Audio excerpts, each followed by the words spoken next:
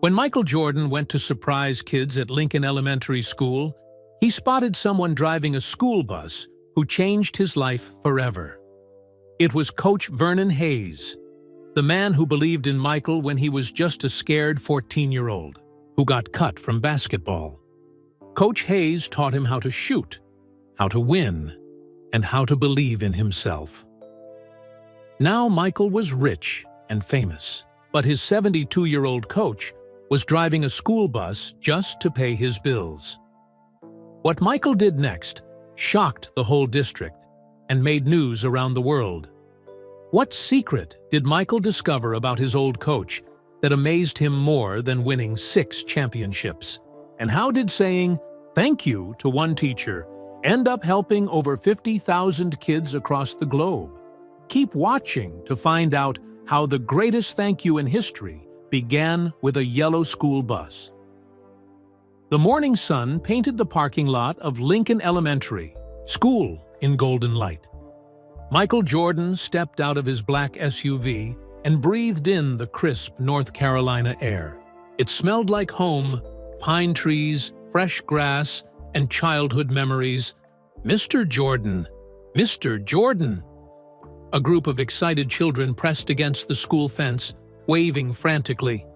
Their faces glowed with pure joy. Michael smiled and waved back.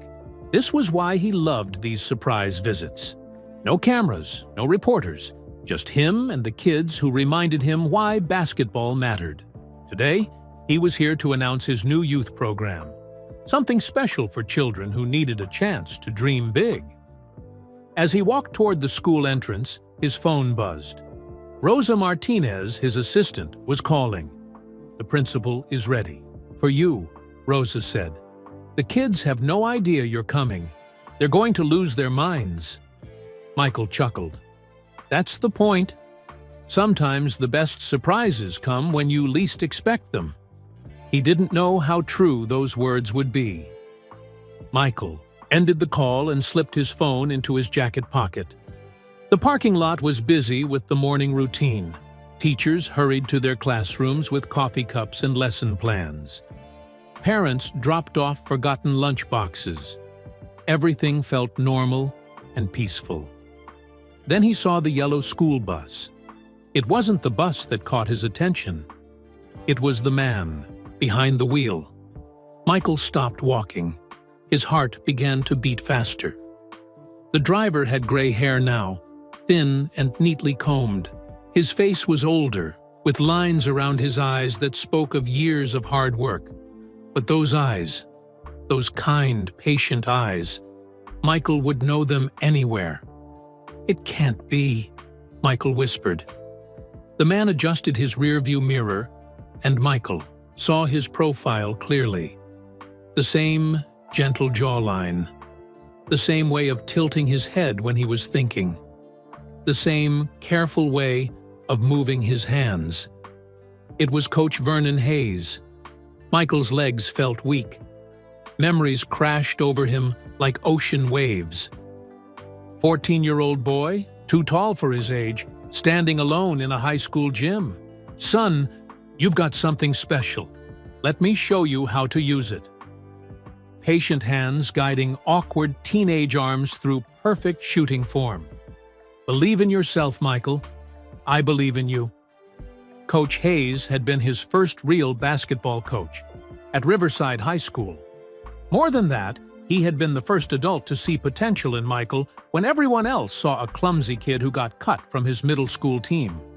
Now, 35 years later, Coach Hayes was driving a school bus. Michael watched as children climbed aboard. Coach Hayes smiled at each one, calling them by name. A little girl with pigtails dropped her backpack. Coach Hayes climbed down from his seat to help her pick up her scattered books and papers. "There you go, Sarah," Coach Hayes said gently. "Have a wonderful day at school." The little girl beamed up at him. "Thank you, Mr. Hayes. You're the best bus driver ever." Michael's throat tightened. This was the same man who had driven across the state to watch Michael play in the state championship. The same man who had cried with joy when Michael got his scholarship to the University of North Carolina. The same man who had whispered, "I'm proud of you, son," after Michael's first NBA game. What was he doing driving a school bus?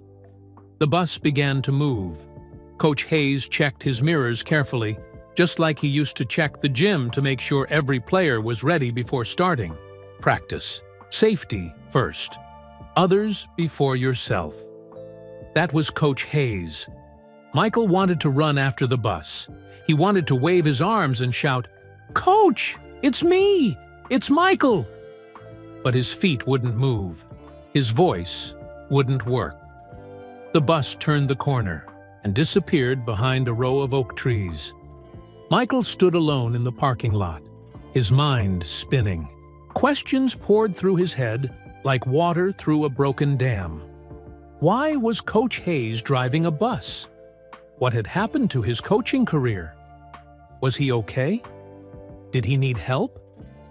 And the biggest question of all, would Coach Hayes even remember him?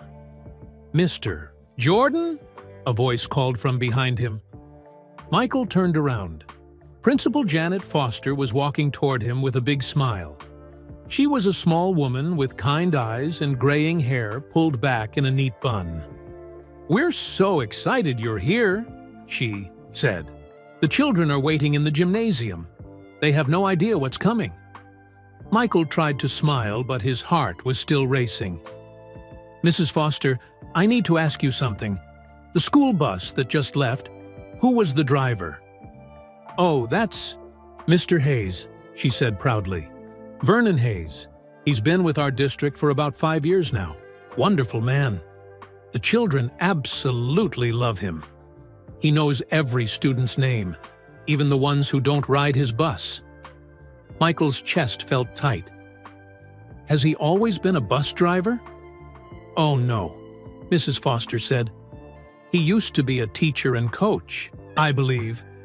Spent most of his career at Riverside High School. But he came to us when he needed work. We're lucky to have him. He treats every child like they're his own grandchild." Michael nodded slowly. Riverside High School. That confirmed. It really was Coach Hayes. "Mr. Jordan, are you feeling all right?" Mrs. Foster looked concerned. "You look like you've seen a ghost." In a way, Michael had. A ghost from his past. A ghost of the man who had changed his life forever. "I'm fine," Michael said, though he wasn't sure that was true. "Let's go meet those kids." As they walked toward Highwater, the school, Michael's mind was already working. He needed to know more about Coach Hayes. He needed to understand what had happened, and he needed to figure out how to help the man who had helped him when he needed it most. But first, he had a promise to keep to the children waiting inside. Michael straightened his shoulders and put on his biggest smile. The kids were counting on him to make their day special. He wouldn't let them down, just like Coach Hayes had never let him down.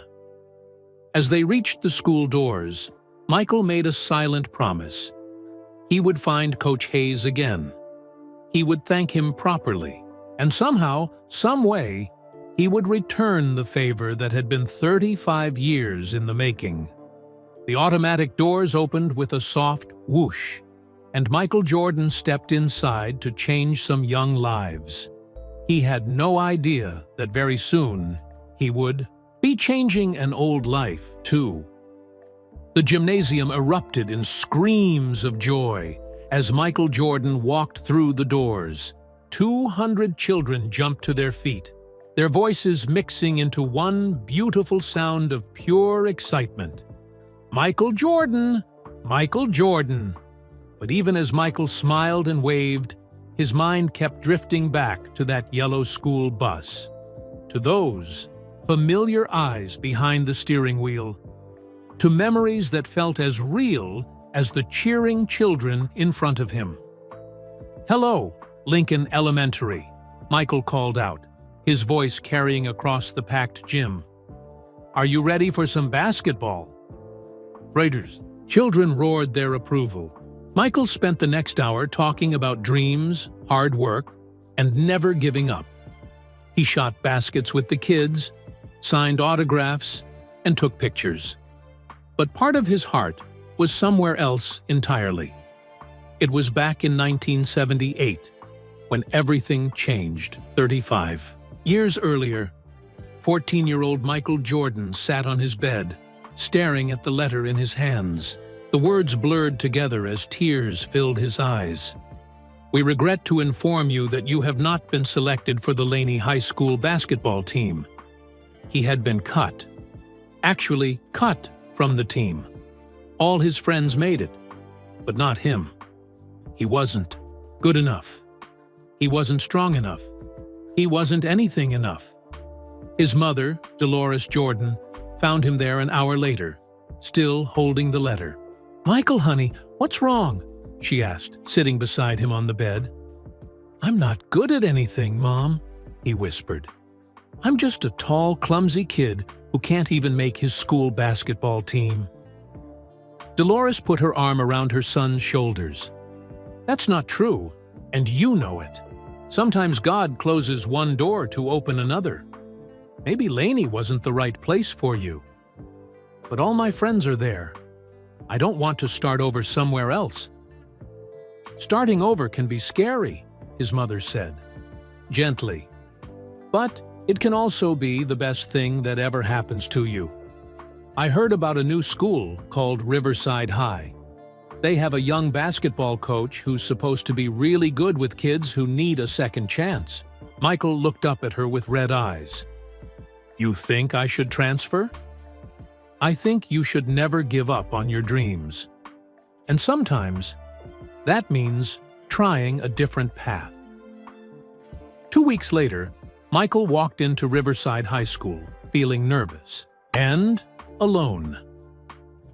The hallways were smaller than Laney's. The students were different. Everything felt strange and new. After school, he found his way to the gymnasium. Through the windows, he could see the basketball team practicing. They looked good, really good. Maybe too good for someone like him. Michael was about to leave when a voice called out behind him. "You planning to stand out there all day? Or are you going to come inside and show me what you can do?" Michael turned around. A young man was walking toward him, maybe in his 20s, with kind eyes and a warm smile.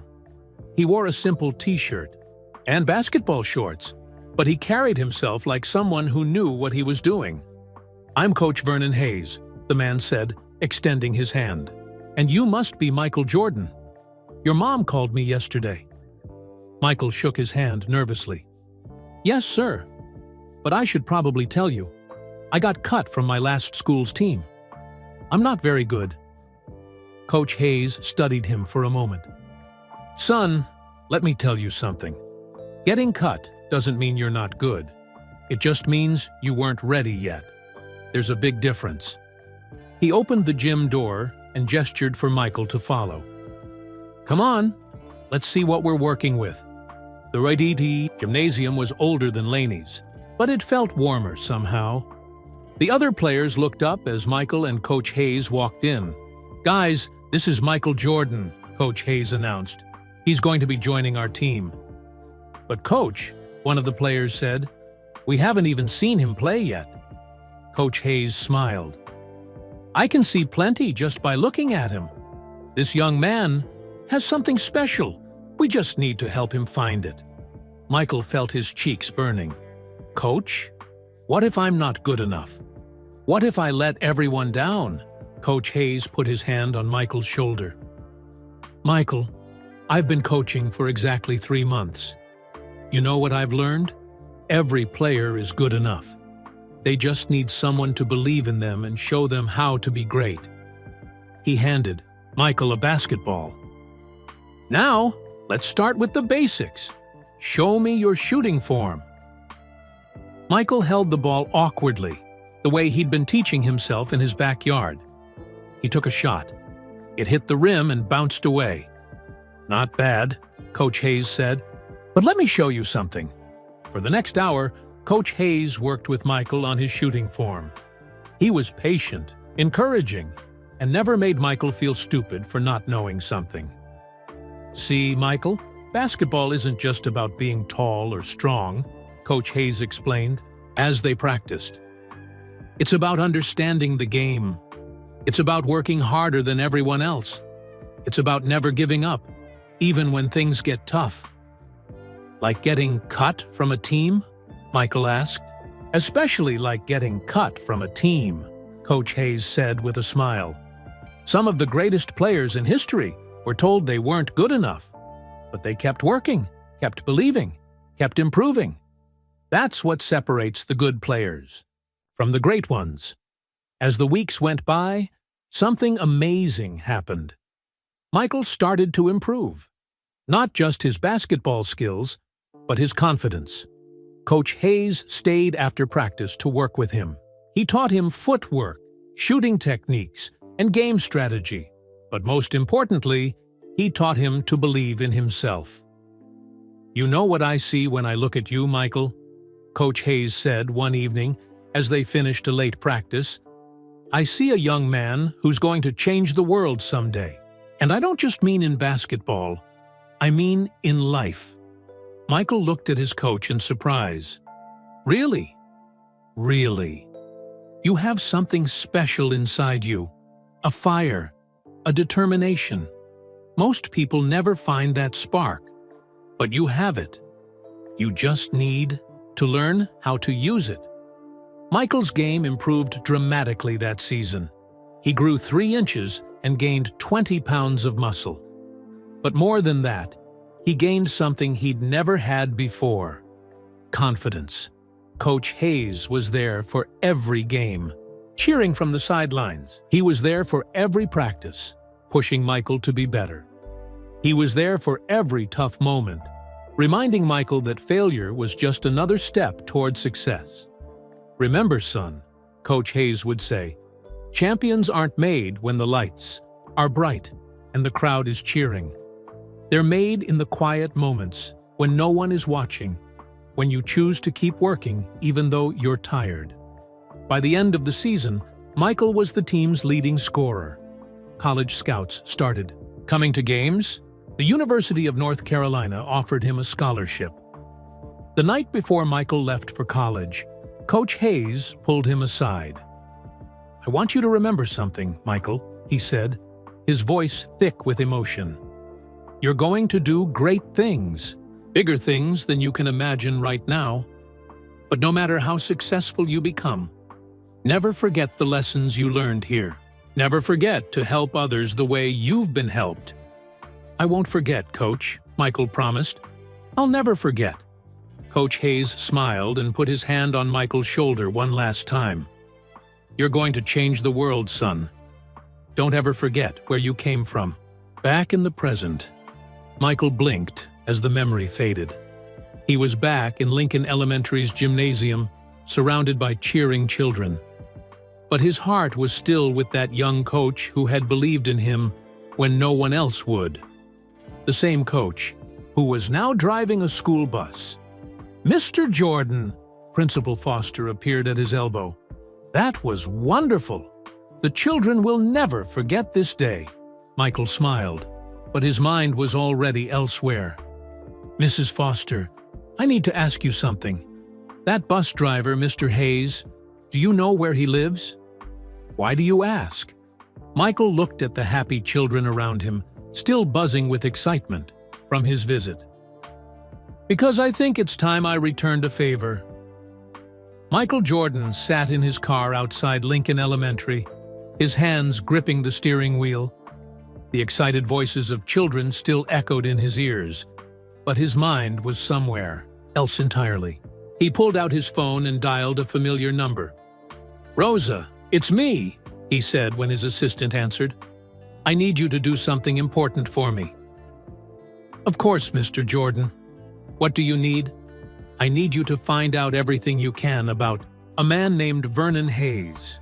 He works as a school bus driver for this district now, but he used to be a teacher and coach at Riverside High School.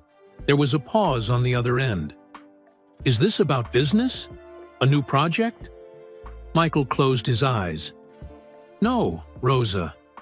This is personal. Very personal. Vernon Hayes was my first high school basketball coach. I just saw him driving a school bus, and I need to know what happened to him. I'll get right on it, Rosa said, her voice becoming serious. Give me a few hours. Michael drove home, but he couldn't sit still. He paced around his house, looking at his trophy room filled with awards and championships. 6 NBA championship, rings, 5 MVP awards, Olympic gold medals. All of it started with a young coach who believed in a scared teenager. His phone rang 3 hours later. Mr. Jordan, I have the information you requested, Rosa said. Her voice sounded sad. You might want to sit down for this. Michael sat in his favorite chair. Tell me. Vernon Hayes is 72 years old. He taught and coached at Riverside High School for 27 years. He was forced to stop coaching in 1985 when the school district cut the sports budget. He continued teaching until 2015. What happened in 2015? Rosa's voice got quieter. His wife, Margaret, got sick. Cancer. The medical bills were enormous. Even with insurance, they couldn't afford all the treatments. Mr. Hayes took early retirement to take care of her. Michael felt his heart sink. And then? She died 5 years ago. The medical debt was so large that Mr. Hayes had to sell their house. He moved into a small apartment and took the school bus driving job to help pay off the remaining bills. Michael closed his eyes. While he had been making millions of dollars playing basketball, his former coach had been struggling just to survive. There's more, Rosa continued. I talked to some people at the school district. Everyone loves him. He knows every child's name on every route. When kids forget their lunch money, he pays for it himself. When they're sad, he checks on them. The other day, he helped a little girl with her math homework while waiting for the other buses to load. Does he have any family? No children. His wife was his whole world. But the people I talk to say he treats every child like his own grandchild. He volunteers at the community center on weekends, teaching kids basketball fundamentals. He doesn't charge anything. He just wants to help. Michael felt tears forming in his eyes. Rosa, I need his address.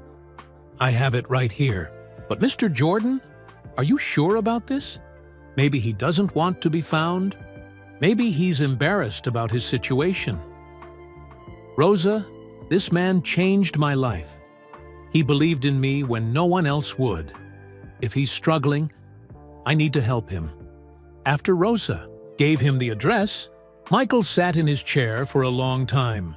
He thought about all the times Coach Hayes had stayed late to help him practice, all the games Coach Hayes had attended, even after Michael graduated and moved to other schools, all the life lessons disguised as basketball instruction. Never forget where you came from, Coach Hayes had said that last night. Remember to help others the way you've been helped. Michael had tried to do that. His foundation helped thousands of kids every year. He built basketball courts in poor neighborhoods. He gave scholarships to deserving students. But somehow, he had forgotten about the one person who started it all. He picked up his phone and called Rosa back. I need you to do something else for me, he said. Find out everything you can about Coach Hayes' daily routine. What time does he start work? What route does he drive? Where does he go after work? Mr. Jordan, this sounds like you're planning something big. Michael smiled for the first time since seeing that school bus. Maybe I am, Rosa. Maybe I am. The next morning, Michael drove to the school district transportation office. He parked across the street and waited. At 6:30 a.m., he saw Coach Hayes arrive in an old, beat-up car. The car made strange noises and had rust spots on the doors. Michael watched as his former coach walked slowly toward the bus garage. Coach Hayes moved carefully, like someone whose back hurt from years of hard work. His clothes were clean but old. His shoes had been repaired several times.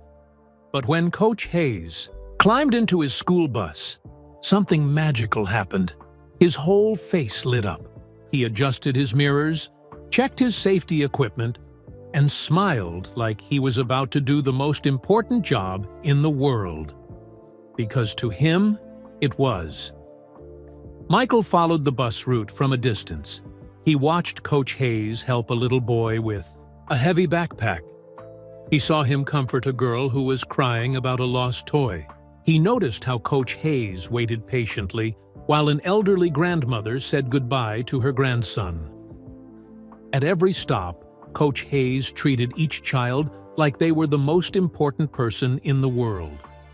Just like he had treated Michael 35 years ago. That evening, Michael sat in his study with a yellow legal pad, making lists. He wrote down everything he knew about Coach Hayes' situation.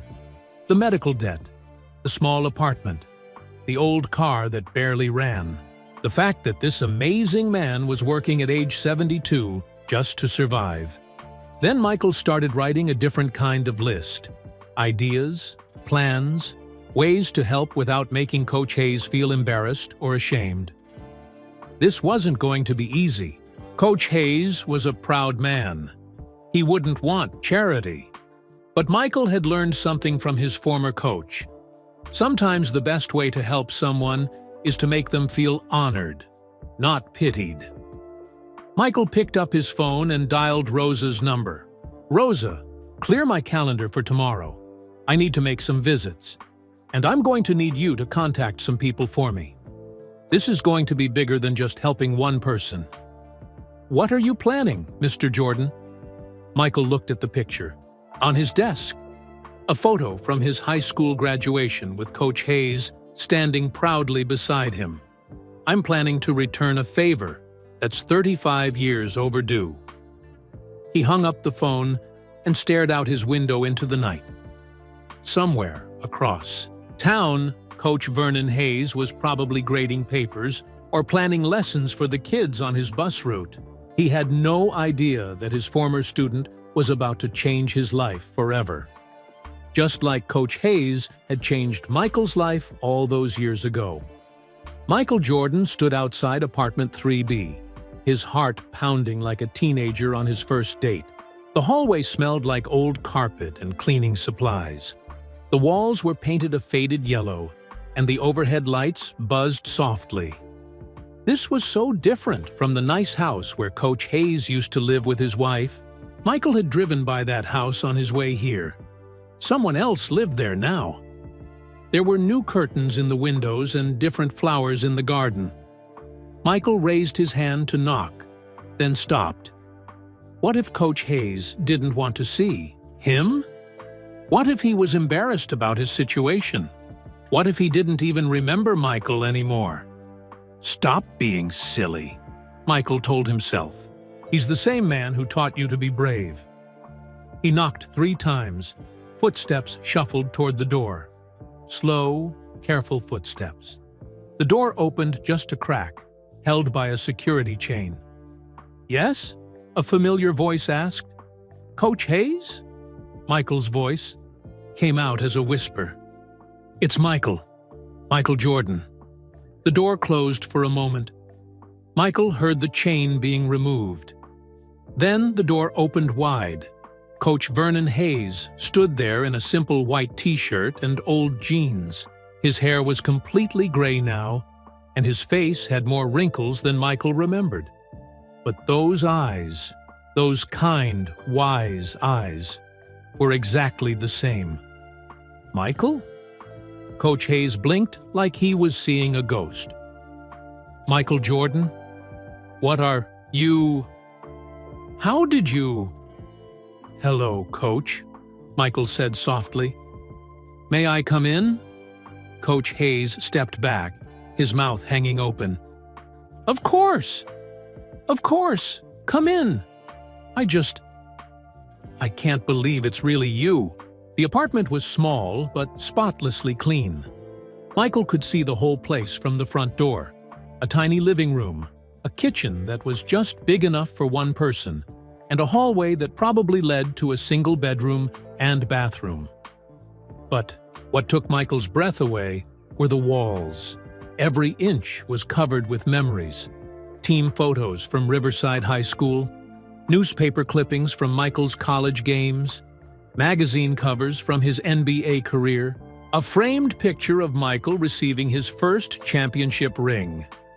"Coach," Michael said, his voice thick with emotion. "You kept all of this?" Coach Hayes looked embarrassed.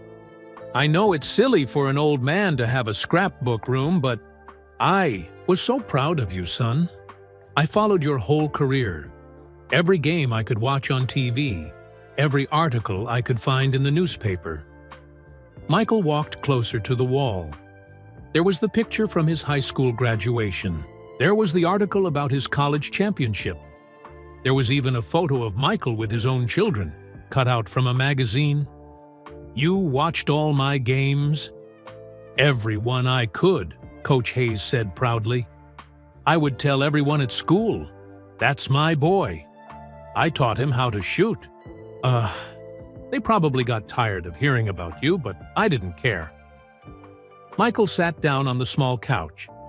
It was old and worn, but comfortable. Coach Hayes sat across from him in a chair that had clearly been repaired several times. "Coach, what happened?" "Rosa told me about Margaret, about the medical bills. Why didn't you call me? I would have helped." Coach Hayes looked down at his hands. "Michael, you had your own life to live, your own family to take care of. I couldn't ask you to solve my problems. You're not asking. I'm offering. You changed my life, Coach. Everything I became started in that gym at Riverside High School." "You changed your own life," Coach Hayes said firmly. "I just threw you the ball. You did all the hard work." Michael shook his head. "Do you remember what you told me the night before I left for college?" "I told you a lot of things that night. You said I would change the world someday. You said I should never forget where I came from. You said I should help others the way I'd been helped." Coach Hayes smiled. "I remember. Well, I've tried to do that. My foundation helps thousands of kids every year. But Coach, I forgot about the most important person. I forgot about you. Michael, you don't owe me anything." "Yes, I do." Michael leaned forward. "Coach, do you know what my biggest regret is?" "What's that, son?" "That you never got to see me play in the NBA. Not in person.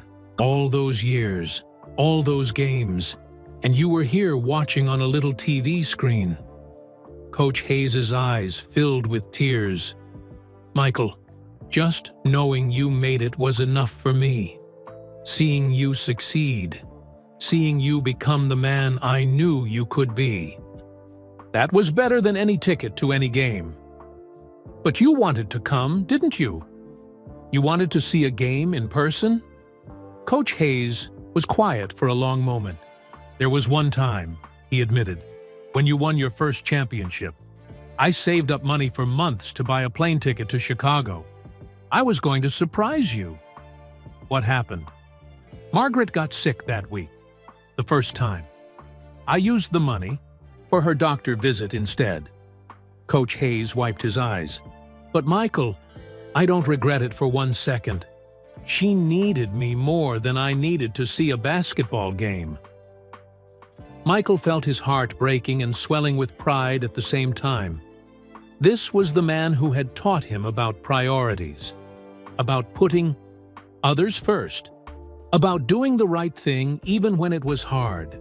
"Coach, I need to tell you something. I saw you yesterday, driving the school bus at Lincoln Elementary." Coach Hayes looked surprised. "You were there? But how did you know to look for me?" "I didn't. I was visiting the school for my youth program. I saw you in the parking lot, and I couldn't believe it." "Coach, Why are you driving a school bus at 72 years old? Because I love kids, Coach Hayes said simply. And because I still have bills to pay. But mostly because I love kids. They keep me young, Michael. Every morning, I get to see these bright, happy faces. I get to be part of their day. It's not a bad job for an old coach. Michael looked around the small apartment again, at the carefully organized memories, at the man who had shaped his life sitting in a repaired chair, talking about loving his job driving a school bus. Coach, I have a question for you. Anything, son. Are you free tomorrow morning? Around 10 o'clock? Coach Hayes looked confused.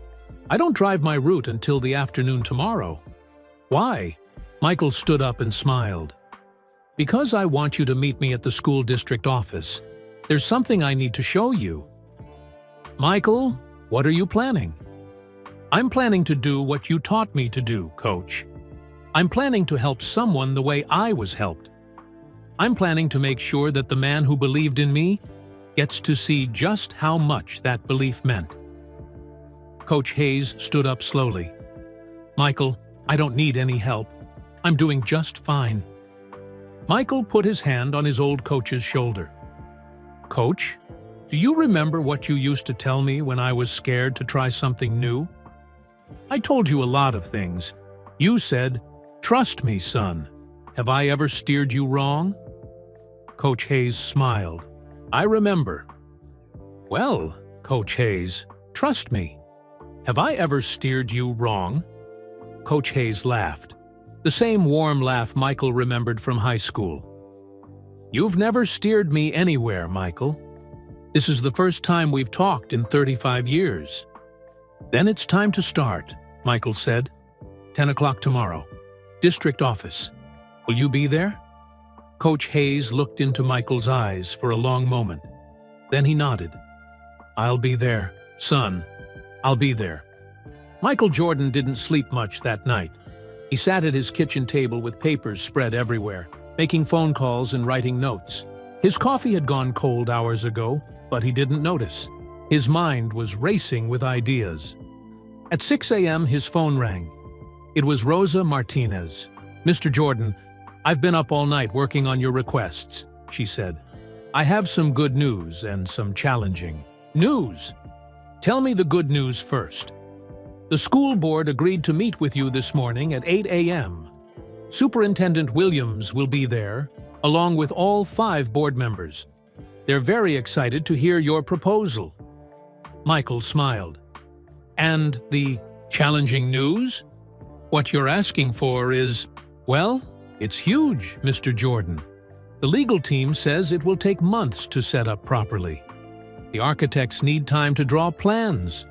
The contractors need time to get permits. Rosa, I don't want to wait months. I want this to happen now. But Mr. Jordan, Rosa, this man is 72 years old. He's been driving a school bus for 5 years to pay off medical bills. Every day we wait is another day he's working a job he shouldn't have to work. Find a way to make it happen faster. There was silence on the phone. Then Rosa spoke quietly. Mr. Jordan, can I ask you something? Of course. Why is this so important to you? I mean, I understand he was your coach, but you help lots of people through your foundation. Why is this different? Michael looked out his window. The sun was starting to rise, painting the sky in soft pink and orange colors. Rosa, when I was 14, I was nobody. I was a tall, skinny kid who got cut from his school basketball team. I felt like the biggest failure in the world. Then I met Coach Hayes, and he saw something in me that I couldn't see in myself. That's beautiful, but let me finish, Michael said gently. Coach Hayes didn't just teach me basketball. He taught me how to believe in myself. He taught me that failure is just practice for success. He taught me that the most important thing in life is helping other people. Michael picked up a picture from his table. It was the photo from his apartment wall. Him and Coach Hayes at graduation. Rosa, I've won 6 NBA championships. I've made more money than I can spend in 10 lifetimes. But none of that would have happened without Vernon Hayes. And while I was becoming famous and rich, he was struggling to pay for his wife's medical care. That's not right. I understand, but no, Rosa. I don't think you do understand yet. This isn't just about helping one man. This is about showing the world that we remember the people who help us. It's about honoring the teachers and coaches who change kids' lives every single day without getting any credit for it. Rosa was quiet for a moment. Okay, Mr. Jordan, I'll make some more calls, but you're going to owe a lot of people favors after this. Good. I like owing favors to people who help kids. At 7:30 a.m., Michael arrived at the school district office. It was a brick building that looked like it had been built in the 1970s. The parking lot was mostly empty, except for a few cars belonging to the people who had come in early for this special meeting. Superintendent Williams met Michael at the front door. She was a woman in her 50s, with gray hair and kind eyes that reminded Michael of Coach Hayes. Mr. Jordan, thank you so much for coming. We're honored to have you here. Thank you for meeting with me on such short notice, Dr. Williams. They walked down a hallway lined with pictures of students from different schools in the district. Michael saw photos of kids playing sports, performing in school plays, and graduating from high school. It reminded him why he was here. The conference room was small but comfortable. 5 school board members sat around a wooden table, all looking excited and a little nervous. Michael had that effect on people sometimes. Ladies and gentlemen, Dr. Williams said, I'd like you to meet Michael Jordan. Everyone shook hands and introduced themselves. Michael could tell they were wondering why he was here. They probably thought he wanted to donate some basketballs, or maybe build a new gym. They had no idea what he was really planning. Mr. Jordan, said Mrs. Patterson, the school board president, Dr. Williams told us you have a proposal for our district. We're very interested to hear it. Michael stood up and walked to the front of the room. He felt the same nervous excitement he used to feel before big games. Thank you all for being here. I want to tell you about a man named Vernon Hayes. He works for your district as a school bus driver. The board members looked confused. This wasn't what they expected. 5 days ago, I saw Mr. Hayes driving his bus route. What you don't know is that Vernon Hayes was my first high school basketball coach. He's the man who taught me how to play basketball. More importantly, he's the man who taught me how to believe in myself. Michael saw understanding start to cross their faces. Mr. Hayes coached and taught in this district for over 27 years. He dedicated his life to helping children. When his wife got sick, he spent everything he had trying to save her. Now, at 72 years old, he's driving a school bus to pay off medical debt. That's terrible, whispered Mrs. Chen, one of the board members. It is terrible, Michael agreed. But what's even more terrible is that we live in a world where a man like Vernon Hayes can give his whole life to helping kids and end up struggling to survive. That stops today. Michael pulled out a folder from his briefcase. I want to propose something that will honor Mr. Hayes and help thousands of children in your district. He handed each board member a packet of papers. I want to build the Vernon Hayes Youth Development Center on the grounds of Lincoln Elementary School. It will include basketball courts, tutoring rooms, a library, and space for after-school programs. The board members flipped through the pages, their eyes getting wider with each detail. The center will serve over 500 children every day, Michael continued. We'll provide free tutoring, sports programs, music lessons, and college prep classes. Every program will be completely free for any child in the district. Mr. Jordan, Dr. Williams said slowly, this is incredible. But something like this would cost millions of dollars. Michael smiled. I'm prepared to donate $15 million to build and staff the center for the first 5 years. The room was completely silent. But there's one condition, Michael added. Vernon Hayes has to be the center's first director, and he gets to help design every program.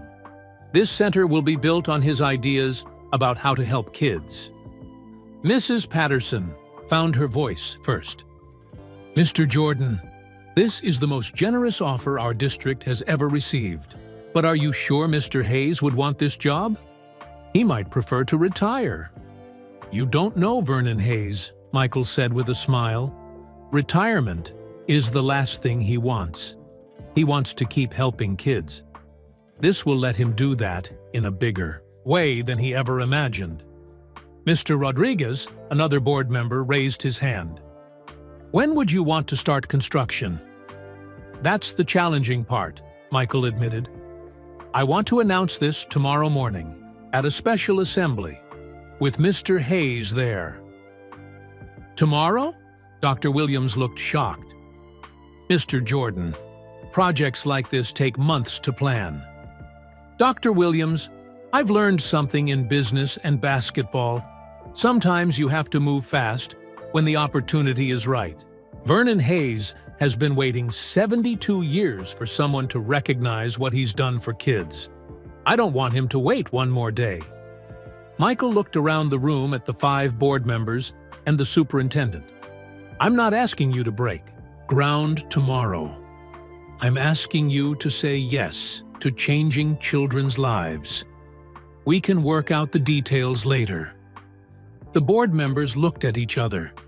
Michael could see they wanted to say yes, but they were scared of moving so fast. I'll tell you what, Michael said. Give me 1 day to show you how much this means to your community. If the response isn't what I think it will be, we'll slow down and plan this the normal way. Dr. Williams spoke for the group. Mr. Jordan, if you're sure about this, then we're honored to say yes. But I have one question. What's that? Does Mr. Hayes know anything about this? Michael grinned. He has no idea. I told him to meet me here at 10 o'clock this morning. He thinks I'm just returning a favor to an old coach. You are returning a favor, Mrs. Patterson said with a smile. You're just doing it in the biggest way possible. Michael checked his watch. It was 9:45 a.m.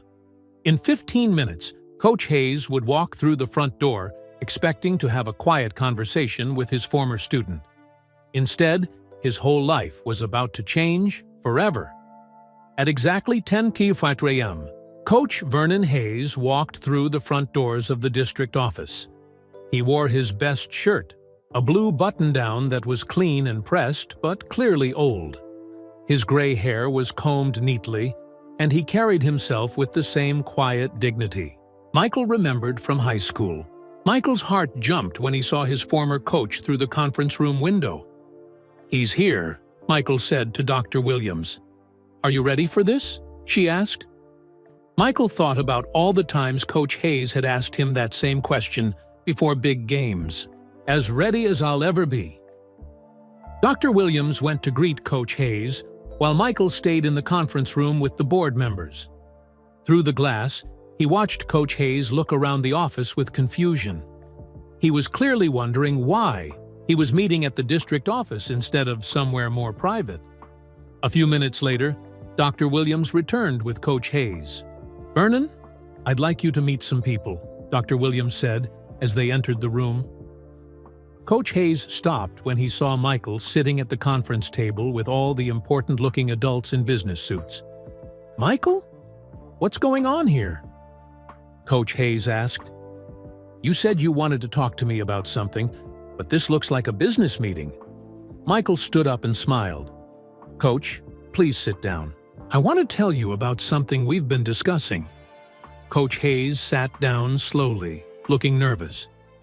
Michael, if this is about money, I told you yesterday that I don't need any help. I'm doing just fine on my own. This isn't about giving you money, Coach. This is about something much bigger than that.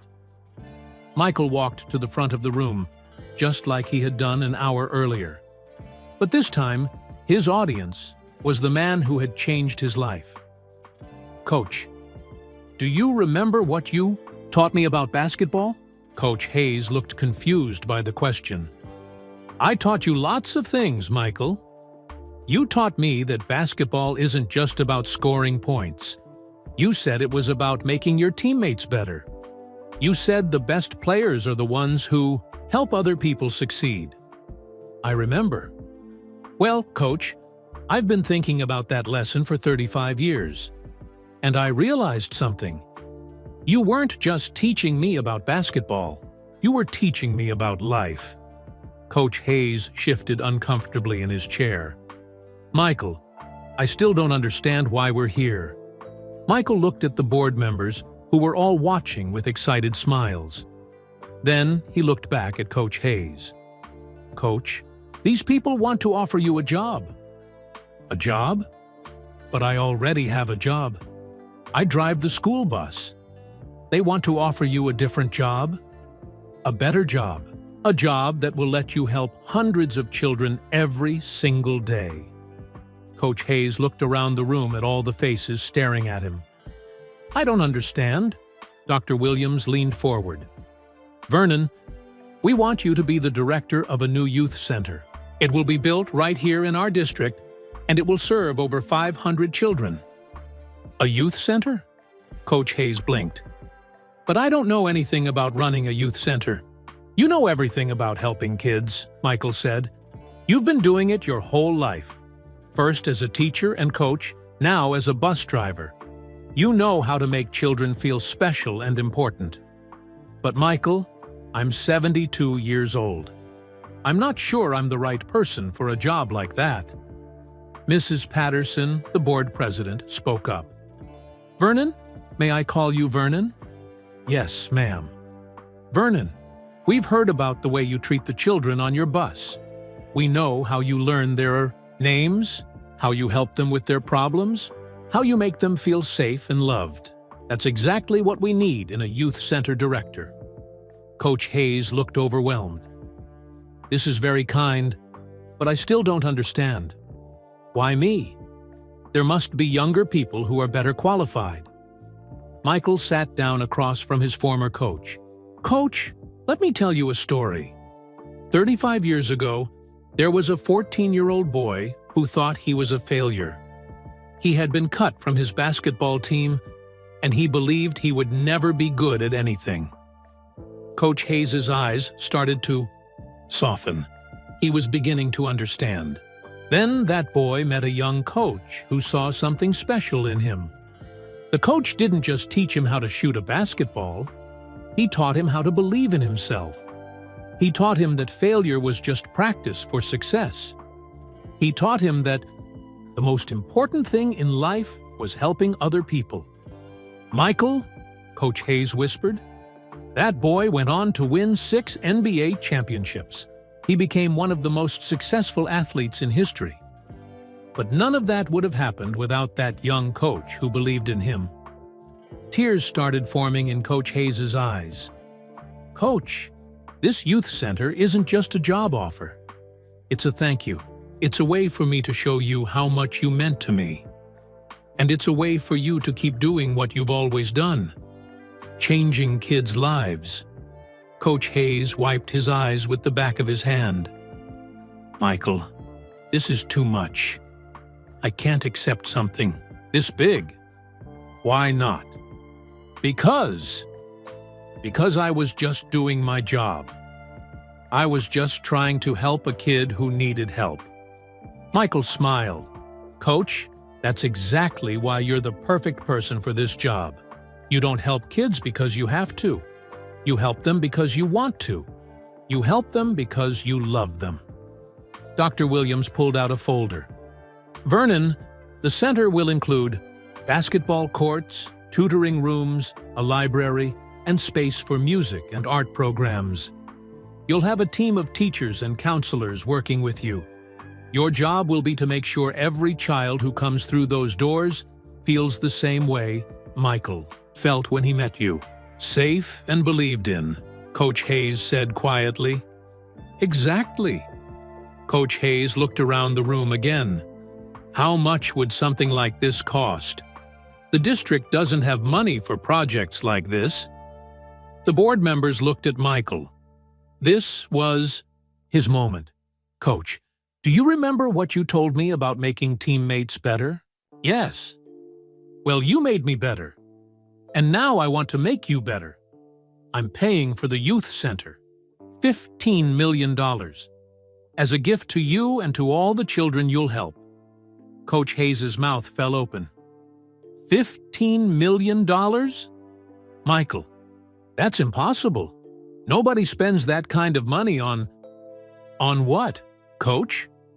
On someone like me.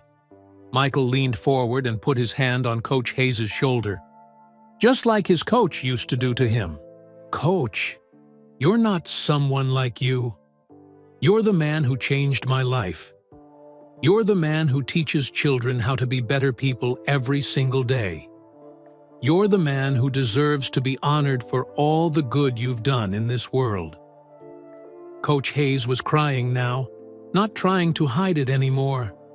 Michael, I don't know what to say. Say yes, Coach. Say yes to helping more kids. Say yes to being honored the way you should have been honored years ago.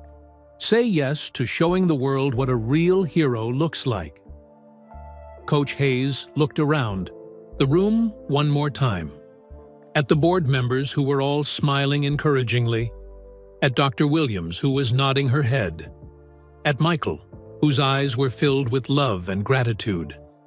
If you really think I can do this job, I know you can do this job, Coach, the same way you knew I could play basketball before I knew it myself. Coach Hayes took a deep breath. Then yes, I'll do it. The room erupted in applause. Board members stood up and shook Coach Hayes' hand. Dr. Williams hugged him. Michael felt like his heart might explode with happiness, but as the excitement died down, Michael cleared his throat. There's one more thing, Coach. Coach Hayes looked at him with wide eyes.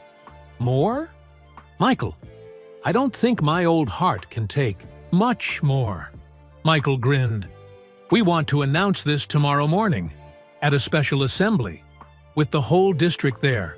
Students, teachers, parents, everyone. Tomorrow? Coach Hayes looked panicked. But I'm not ready for something like that. I don't know what to say to all those people. Coach, you don't have to say anything.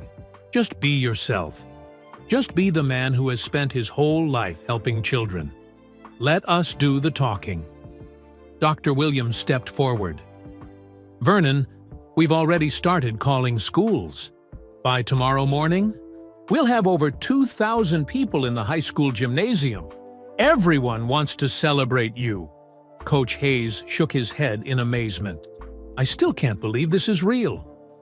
Michael stood up and extended his hand to his former coach. Coach, do you trust me? Coach Hayes looked at the hand, then at Michael's face. Slowly, he smiled. Have you ever steered me wrong? Never. Coach Hayes reached out and shook Michael's hand. Then I trust you, son. I trust you. As they shook hands, Michael realized something wonderful. For the first time in 35 years, he was the one teaching Coach Hayes something new. He was teaching him that good people deserve good things, and tomorrow the whole world would learn that lesson too. The gymnasium at Central High School had never seen anything like this. By 9:30 a.m., over 2,000 people filled every seat. Students sat on the floor in front of the stage. Teachers lined the walls. Parents and community members packed the bleachers that had been rolled out for extra seating. Coach Vernon Hayes sat in the front row, wearing the same blue shirt from yesterday. His hands shook slightly as he looked around at all the faces staring back at him. Michael, he whispered, this is too many people.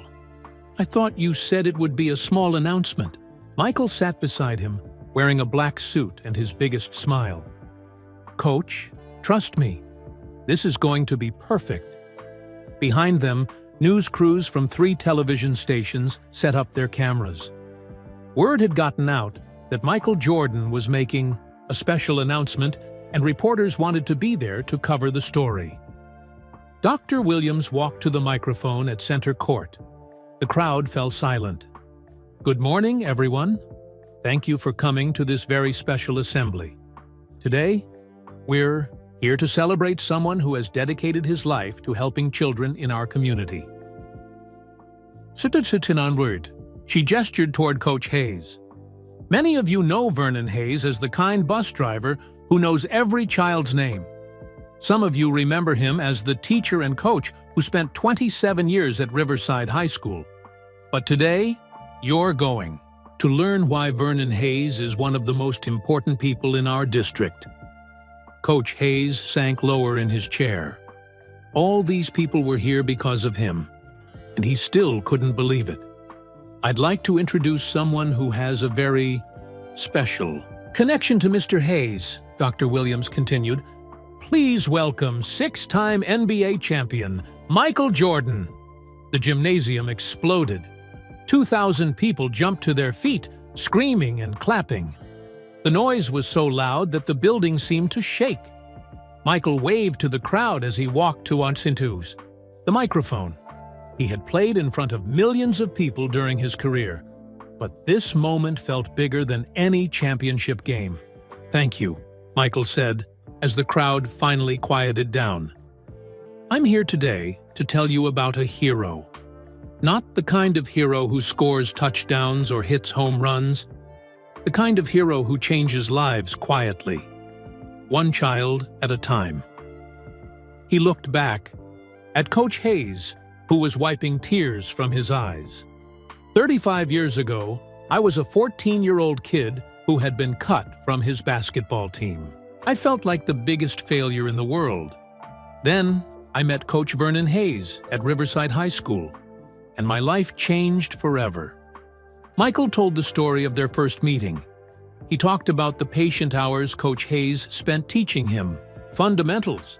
He shared the life lessons disguised as basketball instruction. He described how Coach Hayes had believed in him when no one else would. "Everything I became started in that gym with Coach Hayes," Michael said. "He didn't just teach me how to play basketball. He taught me how to believe in myself. He taught me how to turn failure into success. He taught me how to help others." The crowd listened in complete silence, hanging on every word. Yesterday, I found out that Coach Hayes has been driving a school bus for this district. At 72 years old, he's still getting up every morning to help children, still learning their names, still caring about their problems, still making them feel special. Michael's voice grew stronger. "That ends today. Coach Vernon Hayes will never have to worry about money again. He will never have to work a job just to pay bills, because today we're going to honor him the way he should have been honored years ago." Coach Hayes looked confused. This wasn't what they had discussed yesterday. "Coach Hayes," Michael said, turning to face him directly. "Please come up here." Coach Hayes shook his head and pointed to himself as if asking, "Me?" The crowd started clapping and cheering, encouraging him to stand up. Finally, Coach Hayes walked slowly to the microphone, his legs shaking with each step. "Coach," Michael said, putting his arm around the older man's shoulders. "Yesterday, we talked about the youth center. But there are a few things I didn't tell you."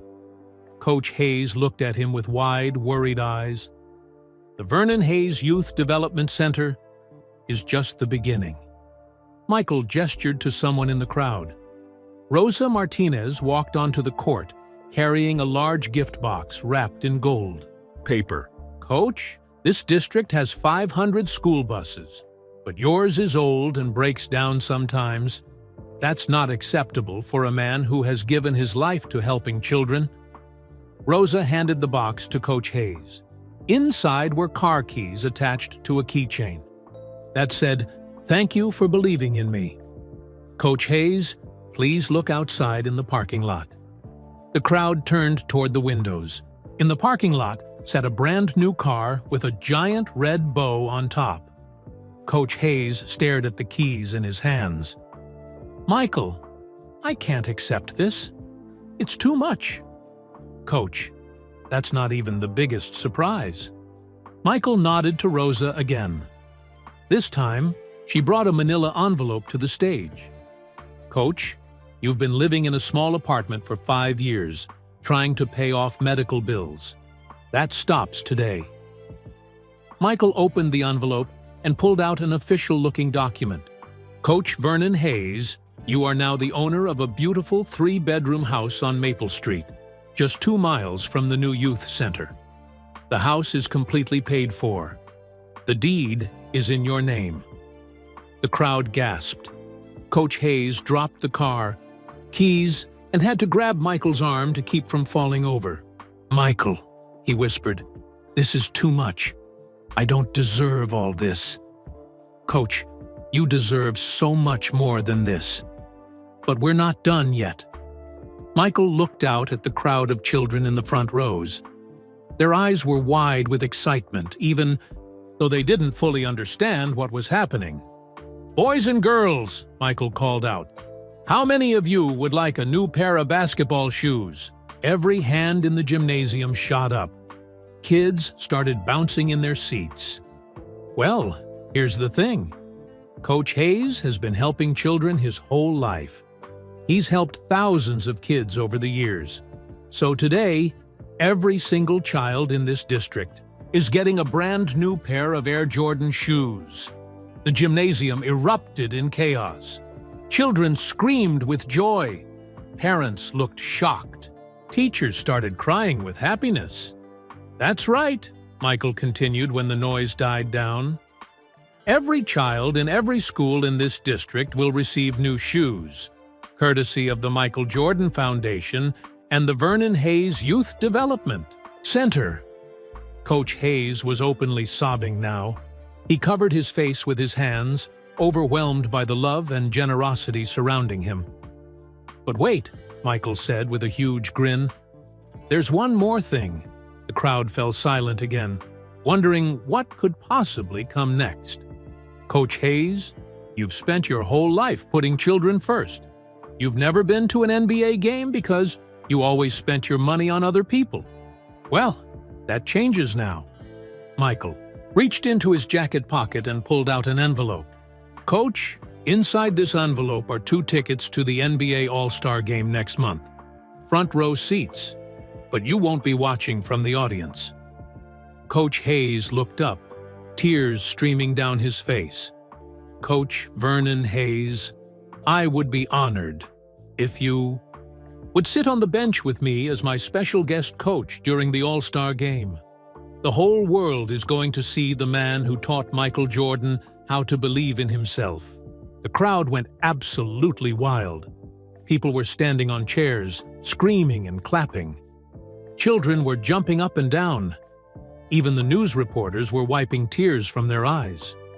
Coach Hayes tried to speak into the microphone, but no words came out. He was crying too hard to talk. Michael put his arm around his former coach. "Ladies and gentlemen, this is what a real hero looks like. This is a man who has spent 72 years making other people's lives better. Today, we make his life better." The standing ovation lasted for 10 minutes. Coach Hayes stood there, surrounded by the love of an entire community, finally understanding what it meant to be truly honored. As the applause continued, Michael leaned over and whispered in Coach Hayes' ear, "Coach, you taught me that the best players make their teammates better. Today, you're going to learn what it feels like when your teammates make you better." Coach Hayes looked at Michael through his tears and smiled the biggest smile of his life. For the first time in 35 years, Vernon Hayes was the one learning something new about the game of life. The video was everywhere. Within hours of the assembly, someone had posted the footage online. Michael Jordan surprises his old coach became the most watched video on the internet. Millions of people around the world watched Coach Hayes cry tears of joy as Michael honored him in front of the whole community. The comments section filled with thousands of messages from people sharing their own stories about teachers and coaches who had changed their lives. "This made me cry happy tears," wrote Sarah from California. "My third-grade teacher, Mrs. Wilson, believed in me when nobody else did. I wish I could thank her like this. Coach Martinez taught me to never give up," posted David from Texas. "He's probably still teaching kids somewhere. This video reminds me I should find him and say thank you. We need more people like Coach Hayes in this world," added Maria from Florida.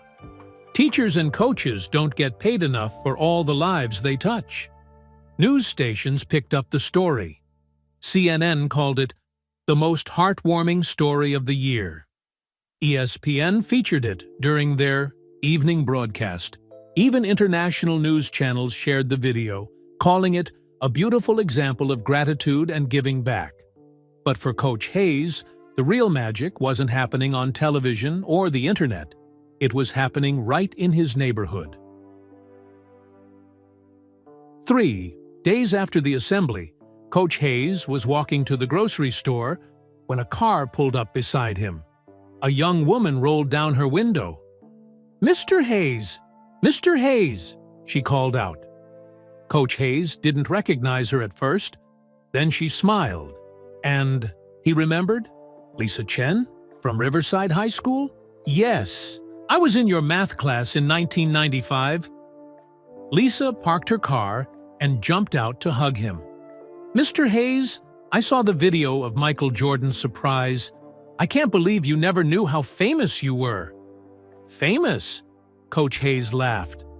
"I'm not famous, Lisa. I'm just an old bus driver." "Mr. Hayes, you changed my life. I was failing math, remember? You stayed after school every day for 2 months to help me. You never gave up on me, even when I wanted to give up on myself," Coach Hayes remembered. Lisa had been struggling with algebra, and her parents were worried she wouldn't graduate. "You did the hard work, Lisa. I just helped you find the right path." "Mr. Hayes, I'm a math teacher now. I have my own classroom at Jefferson Elementary. And do you know what I tell my students when they're struggling?" "What's that?" "I tell them the same thing you told me. Every problem has a solution. Sometimes you just need to try a different way of looking at it." Lisa reached into her purse and pulled out a photo. "This is my class from last year. 28. Kids who all learned to love math because you taught me to love teaching." Coach Hayes looked at the picture of smiling children holding up math certificates and awards. His eyes filled with tears. "Lisa, you did this. These children succeeded because of you." "No, Mr. Hayes. They succeeded because of you. You taught me, and I taught them. That's how it works, isn't it? Good teachers create more good teachers." After Lisa drove away, Coach Hayes continued his walk to the store. But he didn't make it very far before another car stopped. "Coach Hayes! Coach Hayes!" This time, it was Tommy Rodriguez, one of his former basketball players from 1988. Tommy was now a successful businessman, but he still called his old coach Coach Hayes with the same respect he'd shown as a teenager. "Tommy, how are you, son?" "Coach, I've been trying to find you for years. When I saw that video, I couldn't believe it. You deserve everything Michael Jordan gave you and more."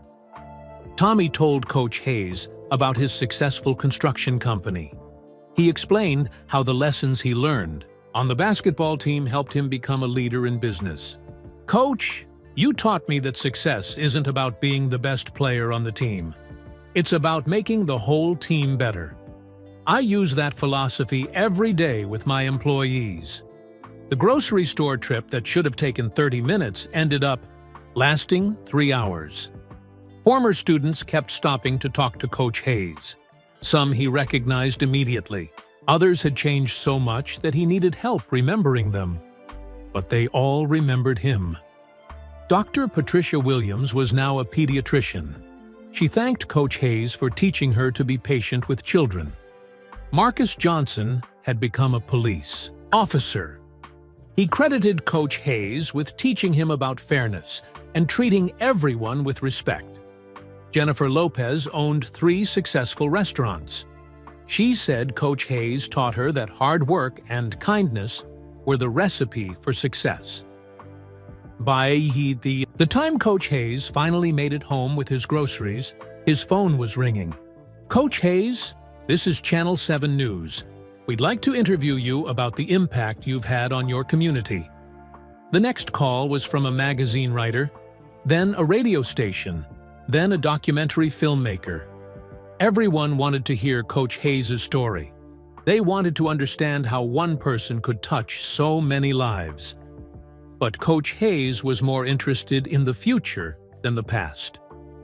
The next Monday, he started his new job as director of the Vernon Hayes Youth Development Center. The building wasn't finished yet, but temporary classrooms had been set up in the school gymnasium. On his first day, 200 children showed up for after-school programs. Coach Hayes stood in front of the group, feeling the same nervous excitement he used to feel before the first day of school each year. "Hello, everyone," he said. "My name is Mr. Hayes, and I'm here to help you become the best version of yourself." A little girl in the front row raised her hand. "Mr. Hayes, are you the same Mr. Hayes that Michael Jordan talks about?" Coach Hayes smiled. "Michael Jordan and I are old friends, but more importantly, you and I are going to be new friends."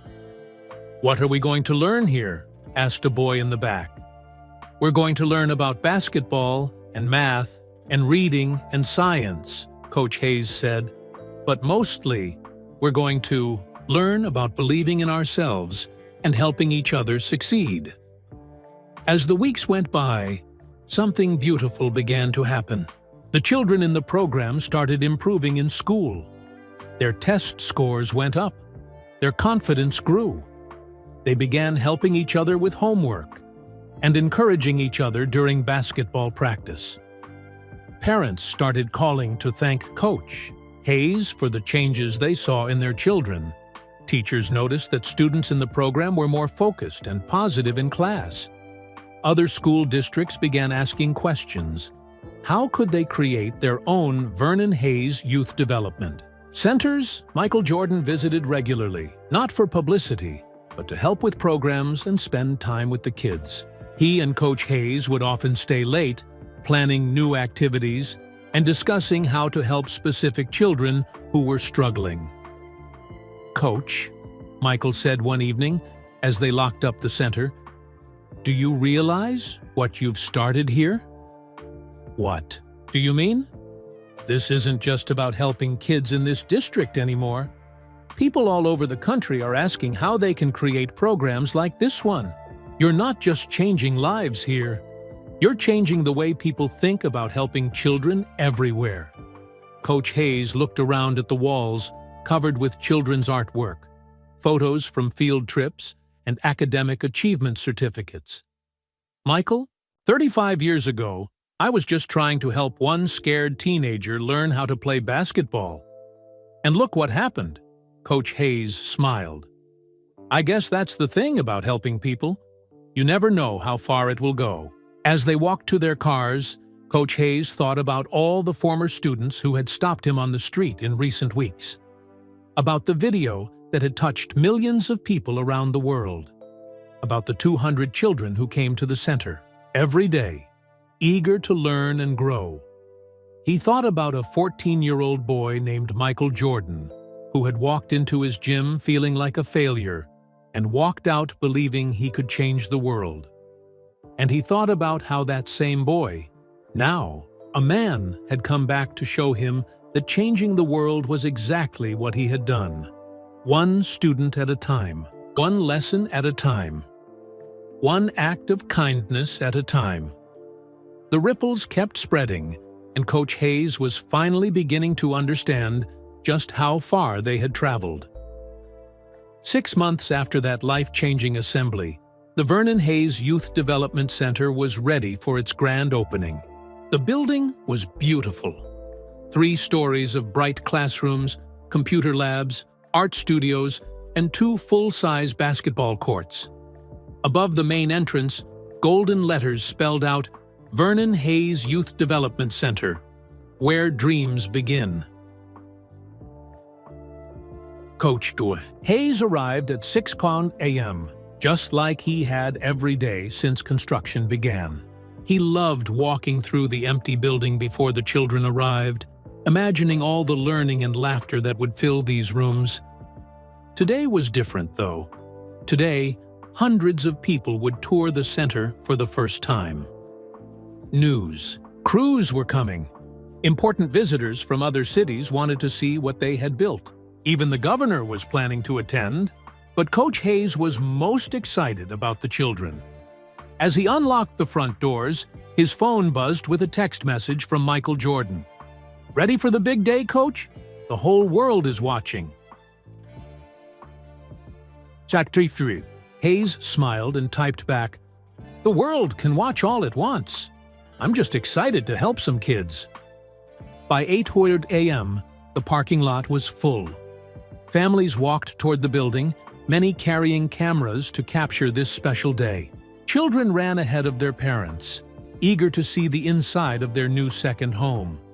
The first person Coach Hayes greeted was Maria Santos, a shy 8-year-old who had been in the program since day 1. "Good morning, Mr. Hayes," Maria called, out, running to give him a hug. "Good morning, Maria. Are you ready to show everyone your art project?" Maria nodded excitedly. 6 months ago, she had barely spoken above a whisper. Now she was eager to lead tours through the art studio where her paintings hung on the walls. Next came Darius Williams, a 10-year-old who had struggled with reading when he first joined the program. His mother, Mrs. Williams, walked beside him, with tears in her eyes. "Mr. Hayes," Mrs. Williams said, "I have something to show you." She pulled out Darius's report card, all A's and B's. "6 months ago, my son was failing everything," she said. "Today, he's on the honor roll. You saved his future." Coach Hayes knelt down to Darius's level. "You saved your own future, young man. You did the hard work. I just helped you believe you could do it." "Mr. Hayes," Darius said proudly, "I finished reading my first chapter book yesterday. Want to hear about it?" As Darius told him about the adventure story he had read, Coach Hayes felt his heart swell with pride. This was why the center existed, not for the cameras or the important visitors, but for moments like this. Emma Chen, a 12-year-old who had discovered her love for basketball at the center, bounced up with her parents. "Mr. Hayes, Mr. Hayes, guess what?" "What's that, Emma?" "I made the middle school basketball team. The coach said I have really good fundamentals and that whoever taught me did a great job." Emma's father, Dr. Chen, shook Coach Hayes' hand. 6 months ago, Emma was spending all her time playing video games. Now she's active, confident, and making new friends. "You've given us our daughter back." As the morning continued, Coach Hayes met with family after family. Each had a story about how the center had changed their child's life. Parents talked about improved grades, better behavior at home, and newfound confidence. Children showed off artwork, science projects, and skills they had learned in the various Tuites programs. But the most amazing thing was watching the children help each other. When a new boy felt nervous about joining a basketball game, Maria took his hand and introduced him to the other players. When a younger girl struggled with her math homework, Darius sat down to help her work through the problems. When a shy teenager wanted to try painting but felt scared, Emma encouraged her to pick up a brush. "See that?" Michael Jordan said, appearing beside Coach Hayes as they watched the children interact. "See what? That's your real legacy, Coach. It's not this building or the programs. It's the way these kids are learning to help each other. You're teaching them the same lessons you taught me 35 years ago." Michael was right. The children weren't just getting tutoring and playing sports. They were learning kindness, patience, and the importance of lifting each other up. During the official ceremony, Dr. Williams spoke about the center's impact on the school district. Test scores had improved across all schools. Discipline problems had decreased. More students were participating in after-school activities. The Vernon Hayes Youth Development Center isn't just helping the children who attend, she said. It's creating a culture of support and excellence that's spreading throughout our entire community. Mayor Johnson announced that 3 other cities in North Carolina wanted to build their own Vernon Hayes Youth Development Centers. Donations had poured in from around the country to make it possible. What started as one man's way of thanking his former coach has become a movement, the mayor said. The Vernon Hayes model is being studied by educators nationwide. When it was Coach Hayes' turn to speak, he walked slowly to the microphone. The crowd of over 500 people fell silent. 35 years ago, I met a 14-year-old boy who thought he was a failure, Coach Hayes began. Today, I work with children who face the same struggles that boy faced. They think they're not smart enough, not talented enough, not good enough.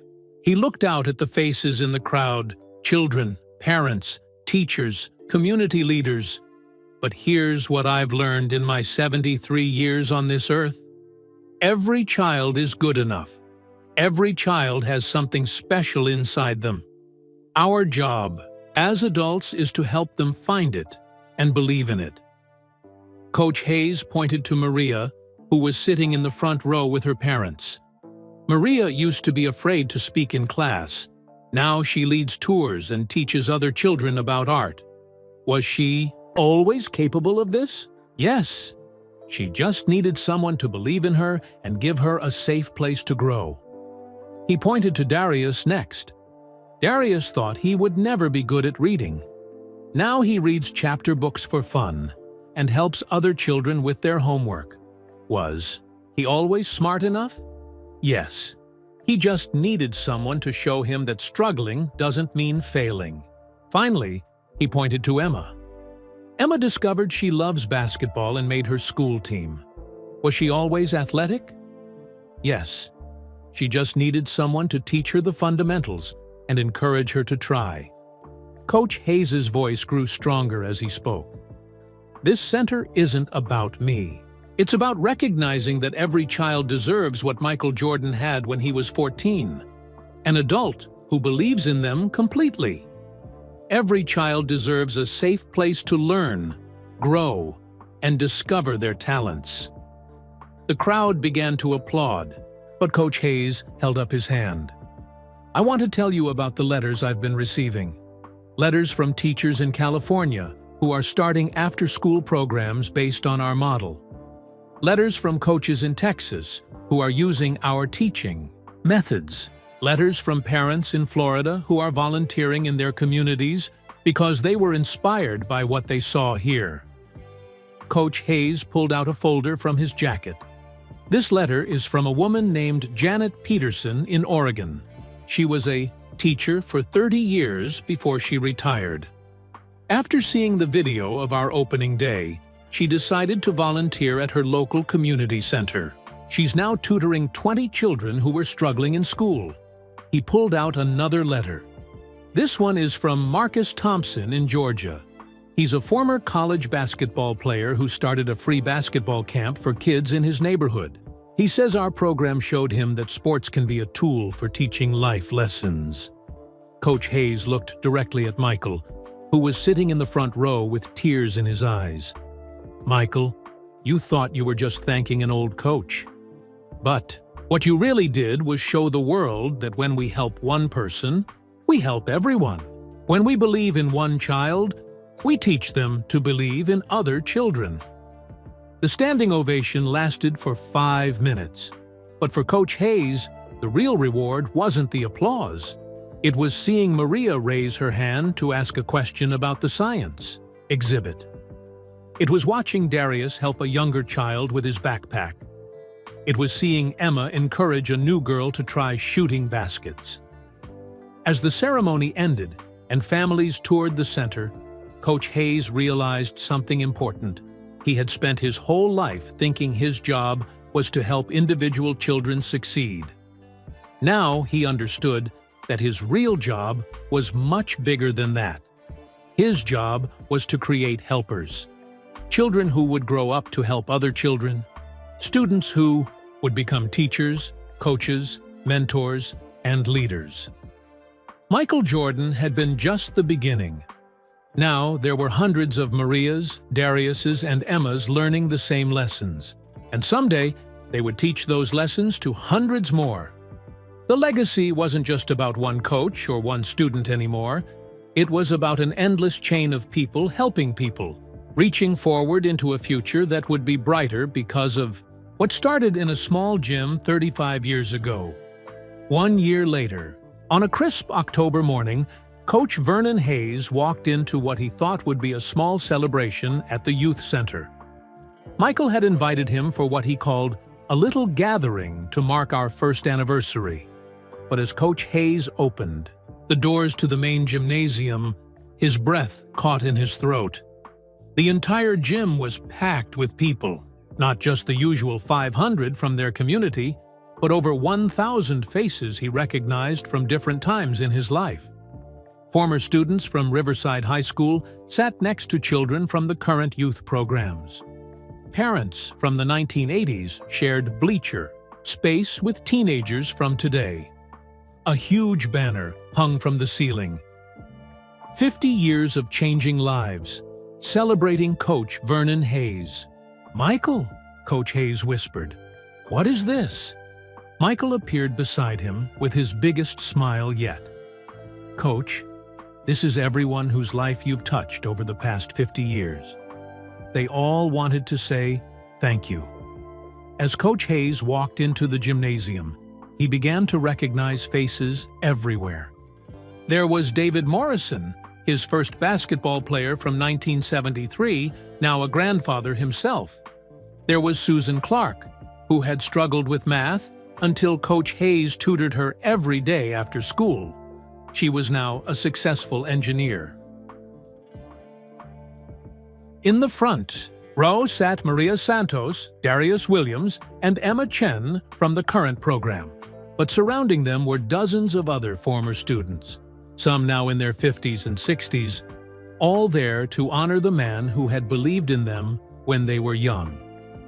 Dr. Williams stepped to the microphone. Vernon Hayes began teaching in 1973. Over the past 50 years, he has directly taught over 3,000 students.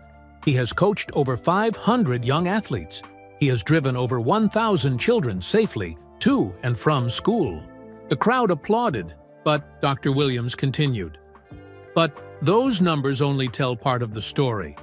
What we discovered while planning today's celebration is that Coach Hayes' influence reaches much further than anyone imagined. She gestured to a woman in the audience. Lisa Chen, whom we met earlier, has taught over 600 students during her career as a math teacher. Every one of those students learned from Coach Hayes' methods, even though they never met him. Lisa stood up and waved. "Mr. Hayes taught me to be patient with struggling students. I've passed that lesson on to every child in my classroom." Tommy Rodriguez used the leadership lessons he learned on Coach Hayes' basketball team to build a construction company that employs 150 people, Dr. Williams continued. Those employees learned about teamwork and treating people with respect because of what Tommy learned 30 years ago. Tommy stood up from his seat. "Coach Hayes taught me that success means making everyone around you better. I've tried to live that lesson every day."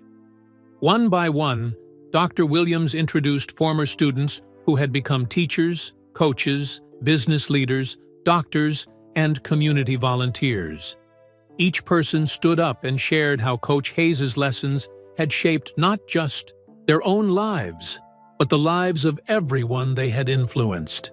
Dr. Patricia Williams, no relation to me, Dr. Williams said with a smile, has treated over 5,000 children during her career as a pediatrician.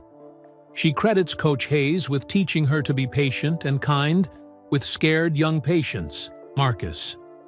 Johnson has mentored over 200 young police officers, teaching them the same lessons about fairness and respect that Coach Hayes taught him. Jennifer Lopez has created jobs for over 300 people through her restaurants, always remembering Coach Hayes' lesson that success should lift up your whole community. As the introductions continued, Coach Hayes realized something incredible.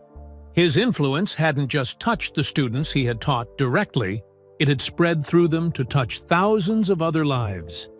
But Michael had saved the biggest surprise for last. "Coach," Michael said, taking the microphone, "there's something else you need to know. Remember when we announced the Vernon Hayes Youth Development Centers in other cities?" Coach Hayes nodded. He knew that centers were being built in 5 other communities. "Well, that number has grown a little bit." Michael gestured to a large screen that descended from the ceiling. A map of the United States appeared, with red dots scattered across the country. "Coach Hayes, there are now Vernon Hayes Youth Development Centers in 23 cities across America. But that's not all. The map zoomed out to show the entire world. More red dots appeared. Programs based on your teaching methods are now operating in Canada, Mexico, and the United Kingdom. Over 50,000 children are currently enrolled in programs that exist because of your example." Coach Hayes sat down heavily in a nearby chair, overwhelmed by what he was seeing. "But Coach," Michael continued, "the most important number isn't how many centers we've built or how many children we've helped. The most important number is this." A new slide appeared on the screen. The Vernon Hayes Teaching Manual, downloaded 2.3 million times. "Coach, do you remember those notes you wrote about your teaching methods? The manual you created so other communities could start their own programs?" Coach Hayes nodded weakly. "That manual has been downloaded by teachers, coaches, and youth. Workers in all 50 states and 67 countries. Millions of children are learning because their teachers read your ideas about patience, belief, and never giving up on a struggling student." The crowd erupted in applause, but Michael wasn't finished. "Coach Hayes, you always taught us that helping one person creates a ripple effect. Today, I want to show you just how far those ripples have traveled." The screen changed to show a video. Message. A young woman appeared, speaking from what looked like a classroom. "Hello, Mr. Hayes. My name is Sarah Kim, and I'm a teacher in Seattle, Washington. I've never met you, but your teaching methods have changed my life and the lives of my students. Last year, I used your approach to help a struggling student named Jake. Today, Jake is tutoring other children and talking about becoming a teacher himself." The video changed to show a man standing on a basketball court. "Mr. Hayes, I'm Coach Robinson from Atlanta, Georgia. I downloaded your manual 2 years ago and started using your methods with my youth basketball team. We're not just teaching basketball anymore, we're teaching life lessons. 3 of my former players are now coaching younger kids using the same methods you taught me through your writing." Video after video played. Teachers from California, coaches from Florida, youth workers from New York, all sharing stories of how Coach Hayes' ideas had helped them help children. As the final video ended, Michael looked at Coach Hayes, who was openly crying.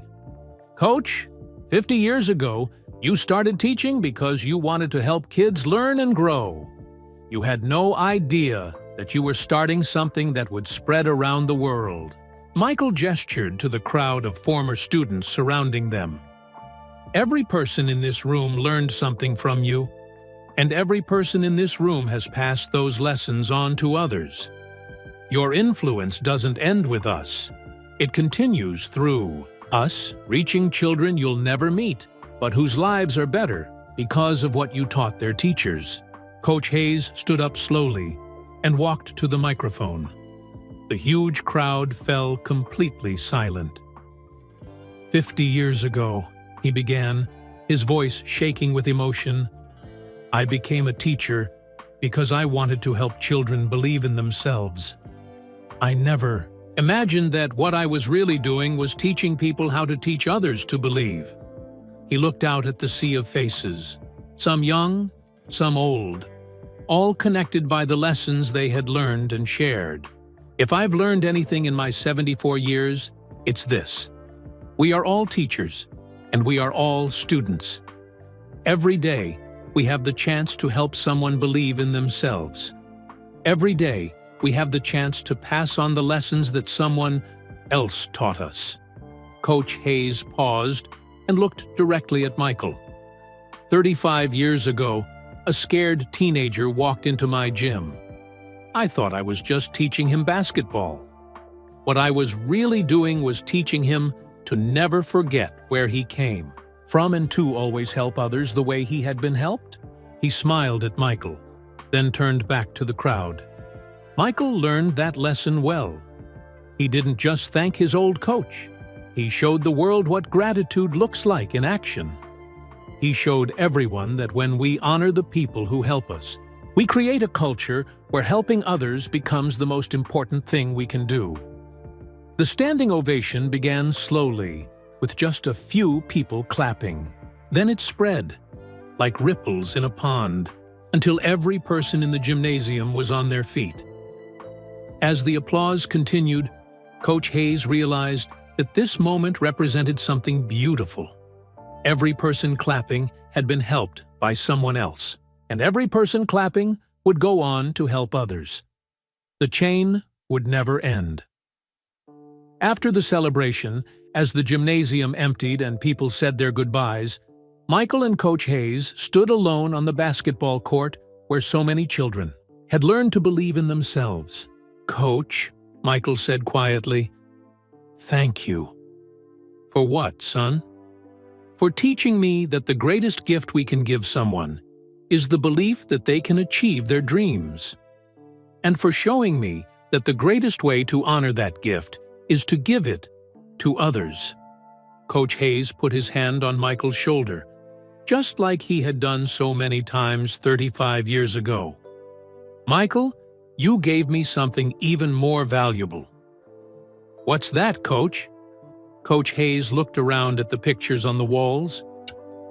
Photos of thousands of children who had learned and grown in this space. He thought about the centers being built around the world, the teachers downloading his manual, and the countless children whose lives would be better because of a simple belief that every person deserves someone who believes in them. You showed me that a teacher's work never really ends, Coach Hayes said with a smile. It just keeps growing, one student at a time, forever. As they walked toward the exit together, the student and the teacher, the young man and the old, they both understood something profound. They had started as two people connected by basketball and belief.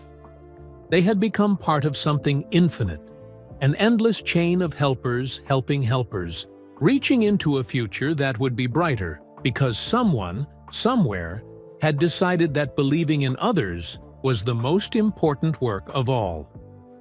The lights dimmed in the gymnasium, but the legacy would shine forever. Coach Hayes showed us that one person believing in another can change the world. His story reminds us that kindness creates ripples that never stop spreading. Where are you listening from today? Drop your city or country in the comments below. I love seeing how far these inspiring stories travel. If this story touched your heart, please hit that like button and subscribe to our channel. When you subscribe, You're helping us spread more stories of kindness and hope to people who need them most. And speaking of spreading kindness, there's another incredible story waiting for you right now. Click on the video appearing on your screen to discover how one small act of generosity changed everything for a family in need. Remember, you might be someone's Coach Hayes today. Believe in others, help when you can, and never forget, the smallest act of kindness can create the biggest change. Thanks for listening, and I'll see you in the next story.